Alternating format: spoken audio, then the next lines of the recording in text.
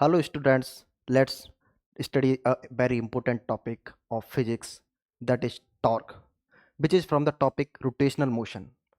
So basically torque is very important topic from JEE and NEET point of view.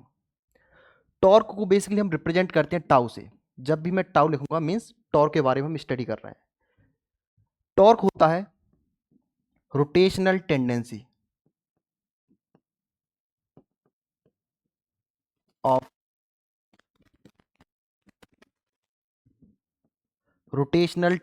Of force, और ये होता है एक movement of force. First of all मैंने word लिखा है rotational tendency. What is it mean? कि जब भी कोई बॉडी कोई फोर्स के अंडर में रोटेट करने की टेंडेंसी में है तो हम कहेंगे टॉर्क प्रोड्यूस होगा, अदरवाइज नहीं होगा. जैसे हमने एक काफी इंपॉर्टेंट टर्म पढ़ा था, इनर्शिया. इनर्शिया क्या होता था कि अगर किसी बॉडी का मास ज्यादा है तो इनर्शिया ज्यादा होगा, बॉडी का मास कम है तो इनर्शिया भी कम होगा. सिमिलरली रोटेशनल टेंडेंसी अगर बॉडी की ज्यादा है तो टॉर्क भी ज्यादा आएगा, अगर रोटेशनल टेंडेंसी कम होगी तो टॉर्क भी कम होगा. तो वन वर्ड में हम कहेंगे कि torque, what is torque? Rotational tendency. अगर फोर्स की रोटेशनल टेंडेंसी, फोर्स लगाने के बाद बॉडी की रोटेशनल टेंडेंसी नहीं है, यानी कि बॉडी रोटेशनल की पोजीशन में नहीं है, तो हम कहेंगे वहां टॉर्क प्रोड्यूस नहीं होगा. अगर मैक्सिमम रोटेशनल टेंडेंसी है तो टॉर्क भी मैक्सिमम आएगा. तो इसी को हम पढ़ते हैं टॉर्क क्या होता है. तो जैसे कि हम लीनियर वेरिएबल की बात करते हैं, लीनियर वेरिएबल एक होता है रोटेशनल वेरिएबल.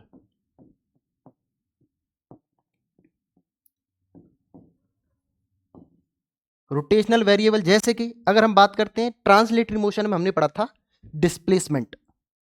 रोटेशनल मोशन में हम पढ़ते हैं लीनियर डिस्प्लेसमेंट, जिसको थीटा से रिप्रेजेंट करते हैं. सिमिलरली लीनियर वेरिएबल में हम लीनियर ट्रांसलेटरी मोशन में पढ़ा था वेलोसिटी, एंड रोटेशनल मोशन में हम पढ़ते हैं एंगुलर वेलोसिटी.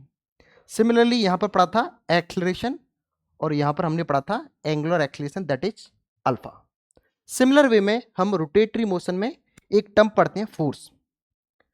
इसी के करस्पॉन्डिंग रोटेशनल मोशन में हम एक टर्म पढ़ेंगे टॉर्क. तो बेसिकली यहां से इंट्रोड्यूस हुआ टॉर्क क्या होता है. जैसे कि अगर मैं बात करता हूं कि वेलोसिटी को चेंज कौन करता है? फोर्स. लेट से कोई ब्लॉक है जिस पर हमने फोर्स लगा दिया, तो इसकी वेलोसिटी चेंज होगी, मे बी इंक्रीज और डिक्रीज. सिमिलर वे में अगर हम टॉर्क की बात करेंगे, टॉर्क क्या करता है काम? एंगुलर वेलोसिटी में चेंज करता है, यानी एंगुलर वेलोसिटी को इंक्रीज कर सकता है, डिक्रीज कर सकता है. तो जनरली हम कह सकते हैं कि जो फंक्शन या जो रोल फोर्स का लीनियर या ट्रांसलेटरी मोशन में होता है, वही रोल टॉर्क का रोटेशनल मोशन में होता है. तो बेसिक फंडा क्या हो गया हमारे पास? टॉर्क क्या हो गया? रोटेशनल टेंडेंसी, यानी कि मेन फंक्शन क्या होता है? रोटेट करता है, यानी उसकी एंगुलर वेलोसिटी को चेंज करता है, मे बी इंक्रीज और may be decrease.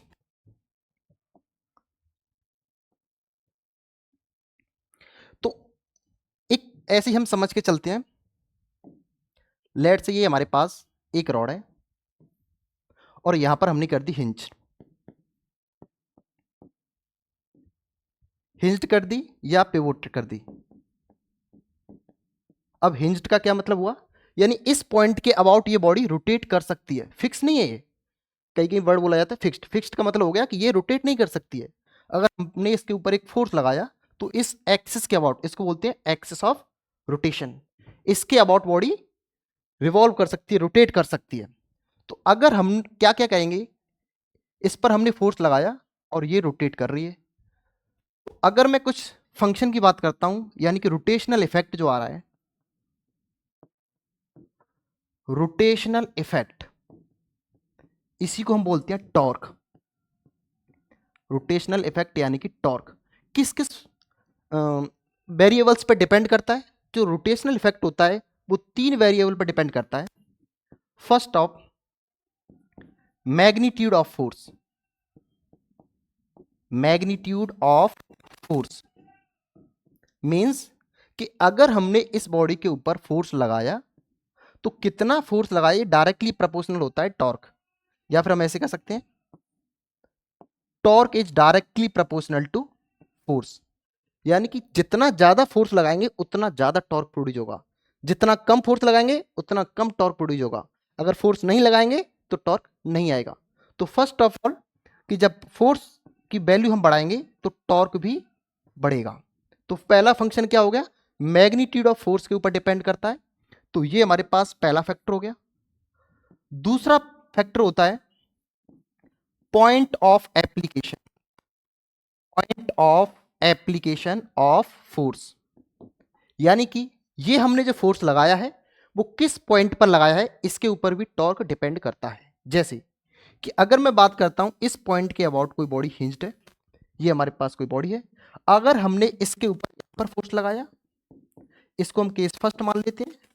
Second case में अगर हम माने इसी बॉडी पर इसी के अबाउट वो हिंज्ड है यानी पिवोटेड है, इस पॉइंट के अबाउट ये रोटेट कर सकती है, हमने फोर्स लगाया एफ इस तरीके से, तो पॉइंट ऑफ रोटेशन या एक्सिस ऑफ रोटेशन के अबाउट यहां से डिस्टेंस अगर देखेंगे तो यहां ये डिस्टेंस होगी r1 और ये डिस्टेंस होगी हमारे पास r2।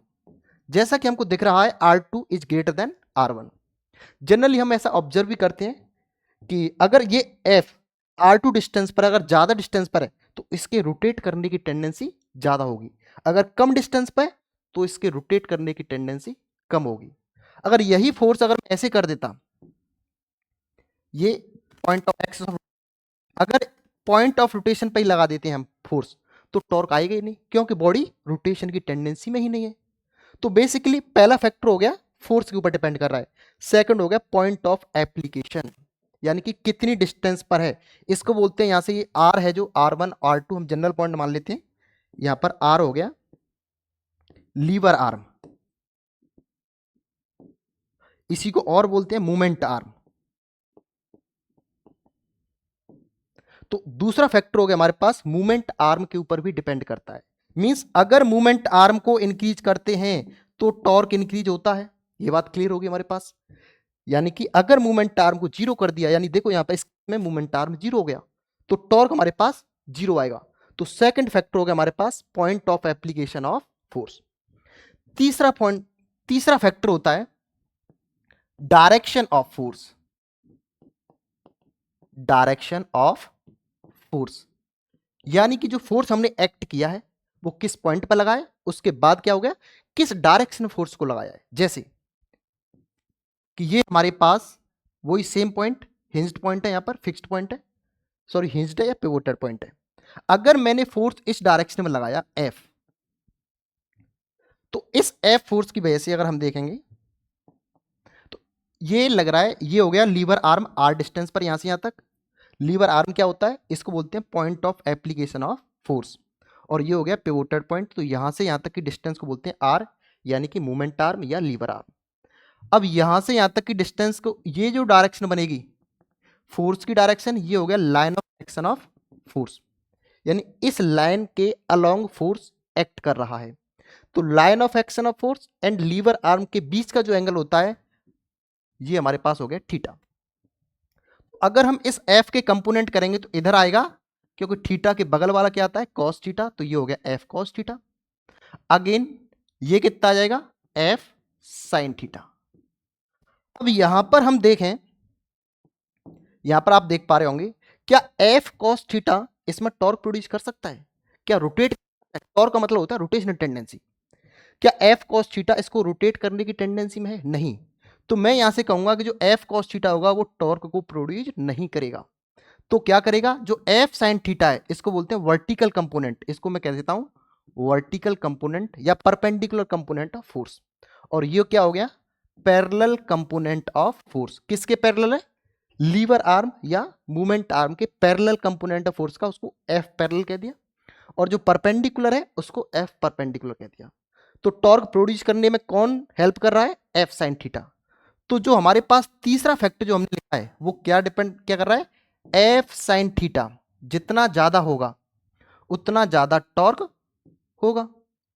देखो एफ साइन थीटा क्या है फोर्स ही तो है, एक तरह का फोर्स का कंपोनेंट इस डायरेक्शन में, तो जैसे जैसे इसकी वैल्यू बढ़ेगी टॉर्क की वैल्यू बढ़ती जाएगी। और बेसिकली हम यहां से कहेंगे साइन थीटा जितना ज्यादा होगा उतना ही टॉर्क ज्यादा होगा, या फिर हम साइन थीटा के जितना ज्यादा होगा उतना ही टॉर्क ज्यादा होगा, क्योंकि sine theta directly proportional to theta. जैसे जैसे थीटा की वैल्यू बढ़ेगी साइन थीटा की वैल्यू ऑब्वियसली बढ़ती जाती है। तो आपको क्या समझ में आया है कि जैसे जैसे थीटा बढ़ेगा टॉर्क भी बढ़ेगा, एंगल के ऊपर डिपेंडेंसी आ रही है यहाँ पर। तो यहां से हम देखेंगे तो एफ यहां पर अगर मैं कर देता हूं तो थीटा कितना हो जाता है 0। अगर मैं यहां पर कर देता हूं तो थीटा यहीं से देखना है वो बन जाएगा वहां पर 90 डिग्री। तो मैक्सिमम थीटा, या फिर हम ये कह सकते हैं for maximum torque, for maximum torque theta कितना होना चाहिए 90 डिग्री। 90 डिग्री थीटा मेजर कहां से किया है, एक्शन यानी कि जो लीवर आर्म है या मूवमेंट आर्म और line of action of force के बीच का एंगल है। तो यहां से ये एंगल ध्यान रखना है कहां से लिया हमने, उसी के ऊपर डिपेंड कर रहा है। अगर थीटा 90 डिग्री हो रहा है तो टॉर्क मैक्सिमम आएगा। यहां भी देख सकते हैं जैसे ही थीटा 90 डिग्री हो जाएगा तो फोर्स क्या हो जाएगा, परपेंडिकुलर डायरेक्शन में हो जाएगा। तो जो भी फोर्स मूवमेंट आर्म के परपेंडिकुलर होता है वो मैक्सिमम टॉर्क प्रोड्यूस करता है। तो अब यहां से हमको क्या चीज समझ में आ रही है कि जो टॉर्क आया है हमारे पास, बार बार हम टॉर्क पढ़ते चले आ रहे हैं, तो टॉर्क हमारे पास किस किस के ऊपर डिपेंड कर रहा है, एक तो कर रहा है एफ साइन थीटा के ऊपर और एक डिपेंड कर रहा है आर के ऊपर। डायरेक्टली प्रोपोर्शनल है, यानी कि जो भी वैल्यू बढ़ती जा रही है टॉर्क भी बढ़ता चला जाएगा। तो यहां से हम ये भी कह सकते हैं torque equal to R F sine theta. अब यहां पर थीटा क्या है, ये वेरी इंपॉर्टेंट टर्म है, याद रखना है कि angle between movement arm and line of action of force, line of action of force. देख पा रहे होंगे यहां पर यही तो था कि मूवमेंट आर्म और line of action of force के बीच का एंगल है।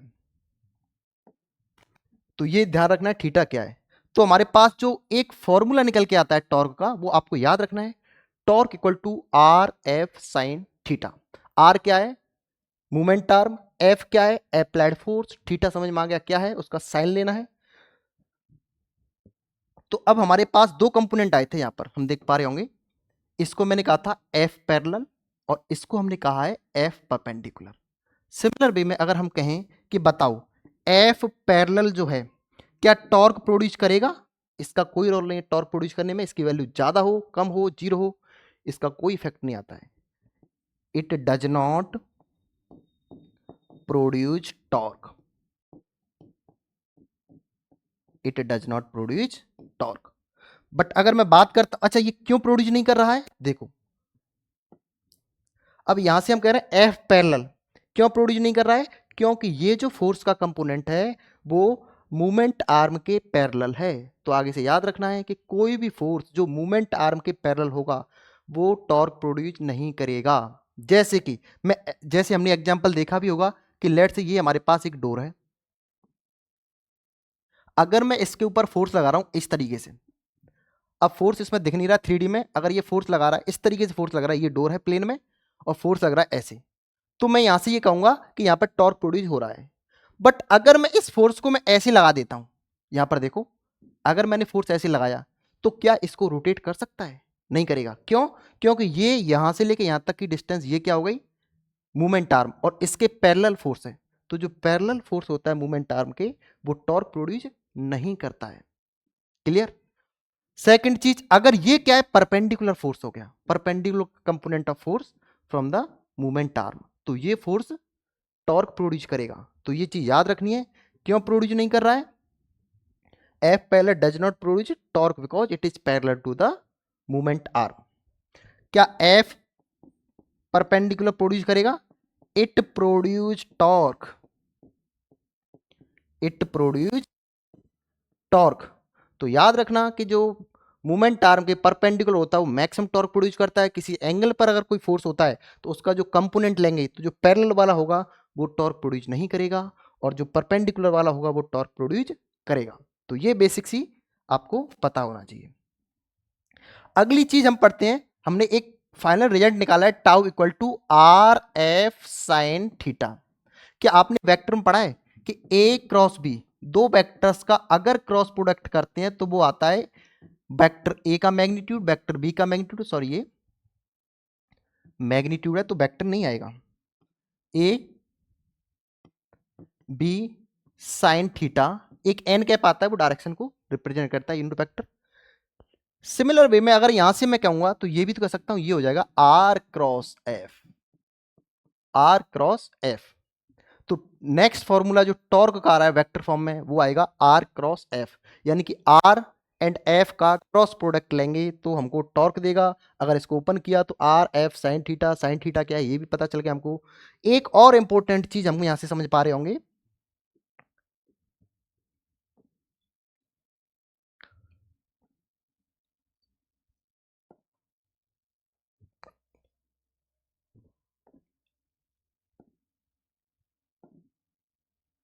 ये हमारे पास एफ परपेंडिकुलर आ रहा है, यही तो टॉर्क प्रोड्यूस कर रहा है।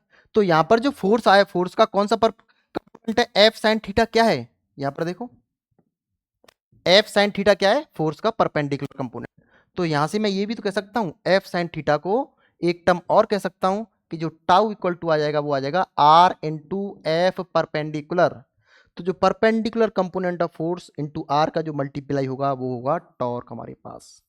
अगर इन जनरल केस में बात करता हूं, लेट्स से हमारे पास ये कोई आर्बिट्री शेप की बॉडी है, कोई रैंडम शेप की बॉडी है और ये इस पॉइंट के अबाउट हिंज्ड है यानी पिवोटेड है। अगर मैंने इसके ऊपर इस तरीके से एक फोर्स लगाया इस डायरेक्शन में,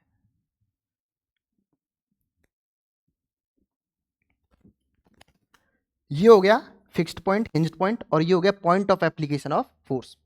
अगर इसको मैं ज्वाइन करता हूं तो ये क्या बनेगा हमारे पास, मूवमेंट आर्म।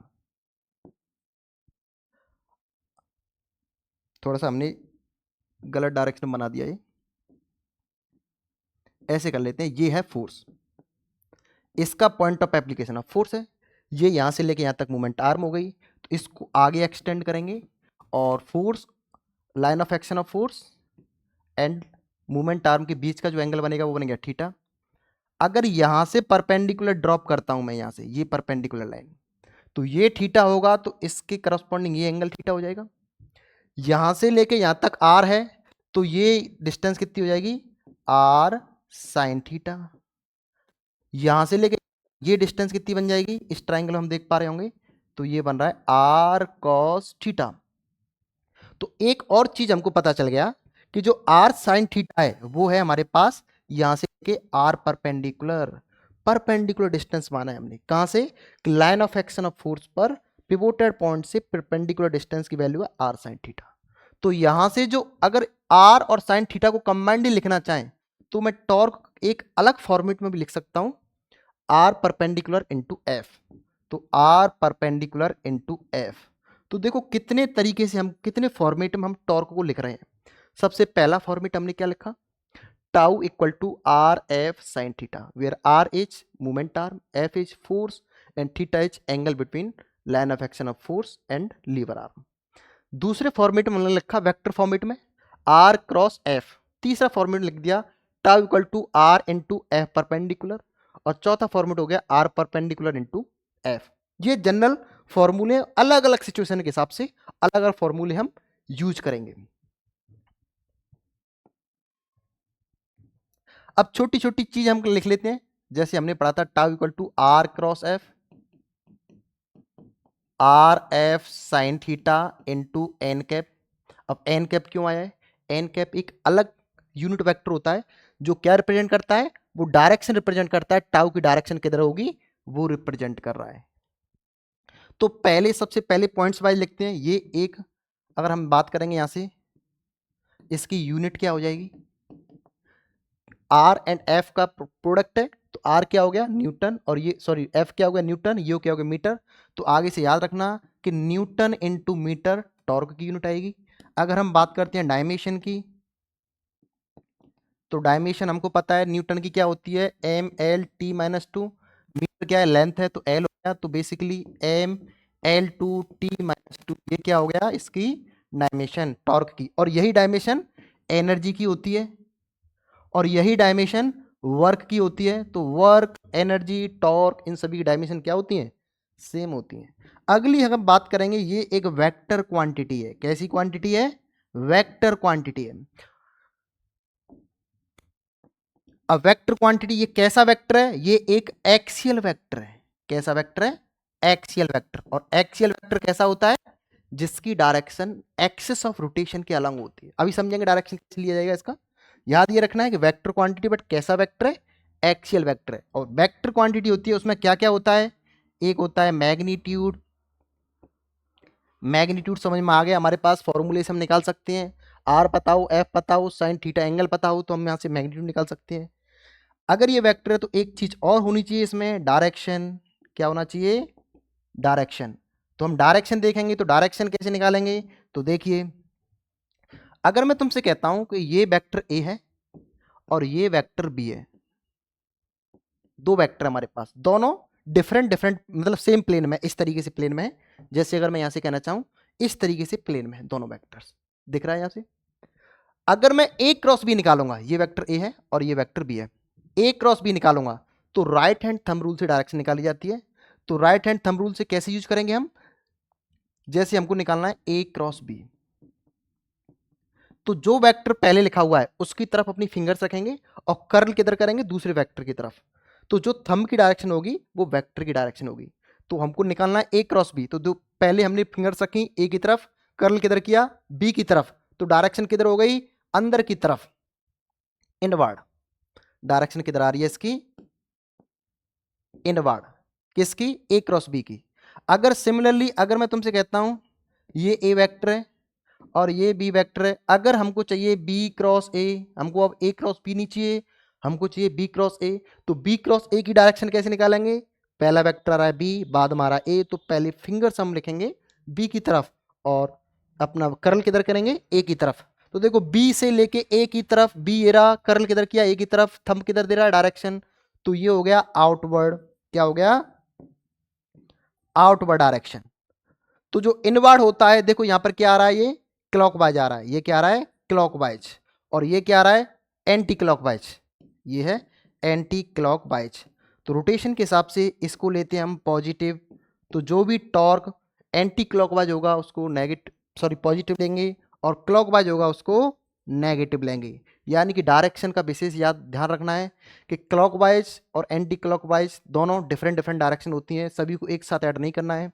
एक को अगर पॉजिटिव लिया तो दूसरे को नेगेटिव लेना पड़ेगा। सिमिलर वे में हमारे पास टॉर्क अभी हमने पढ़ा था, वो पढ़ा था are cross F.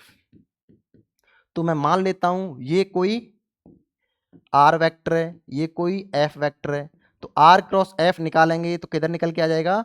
Inward direction में। तो डायरेक्शन हमेशा याद रखना, इसी वजह से हम कहते हैं कि जो थंब डायरेक्शन दे रहा है वो एक्सिस ऑफ रोटेशन के अबाउट दे रहा है। इसीलिए वो क्या था, हम कह रहे थे ये एक्सियल वेक्टर है। कैसा वेक्टर है ये? एक्सियल वेक्टर, क्योंकि डायरेक्शन इसकी एक्सिस ऑफ रोटेशन के अलोंग होती है। तो ये चीज आपको याद रखनी है। जैसे एक मैं कोई सिंपल सा एग्जांपल ले लेता हूं। ये कोई बॉडी है, इसके ऊपर 20 न्यूटन फोर्स लग रहा है।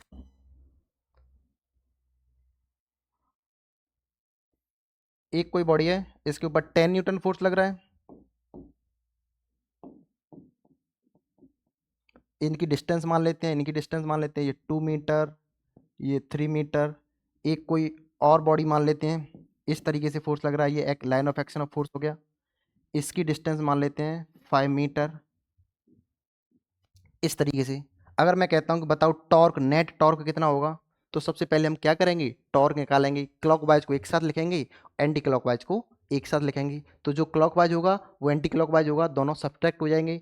तो यहाँ से अगर मैं इस पॉइंट के अबाउट बॉडी रोटेट कर रही है तो बताओ इस फोर्स का टॉर्क निकालेंगे। इसको हम टाउ 1 कह देते हैं, इसको हमने टाउ 1 कह दिया। इसकी वजह से हम टाउ 2 कह देते हैं, इसकी वजह से हम इसको मान लेते हैं 30 न्यूटन मान लेते हैं, लेट से।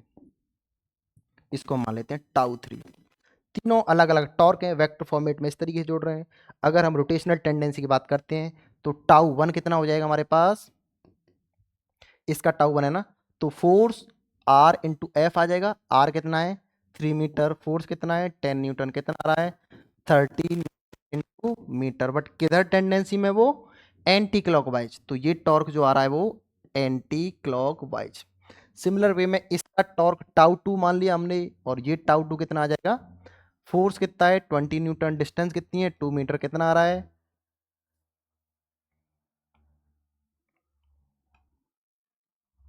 40 न्यूटन इनटू मीटर। बट ये किधर रोटेट करने की टेंडेंसी में है, क्लॉकवाइज, तो इस वजह से इसका जो टॉर्क आ रहा है वो आ जाएगा क्लॉकवाइज। सिमिलर वे में अगर इसका टॉर्क निकालेंगे तो टाउ थ्री इसको हमने कंसीडर कर लिया, और वो टाउ थ्री कितना आ जाएगा, फोर्स कितना है 30 न्यूटन, डिस्टेंस कितनी है 5 मीटर, तो ये कितना आ गया 150 न्यूटन इनटू मीटर।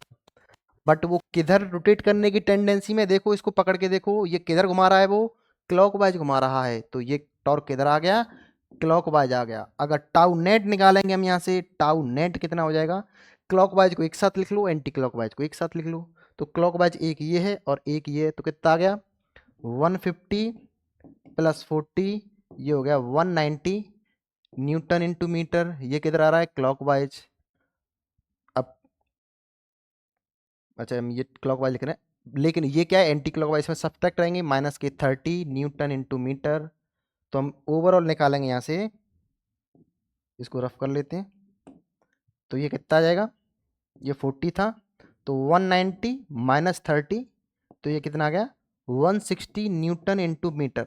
अब ये क्लॉकवाइज आया है या एंटी क्लॉकवाइज, देखो ये क्लॉकवाइज, ये क्लॉकवाइज, ज़्यादा क्या था क्लॉकवाइज, एंटी क्लॉकवाइज ओनली 30 था, तो किसकी तरफ ज़्यादा आ रहा है क्लॉकवाइज, तो जो फाइनल आ रहा है हमारे पास वो आ जाएगा क्लॉकवाइज।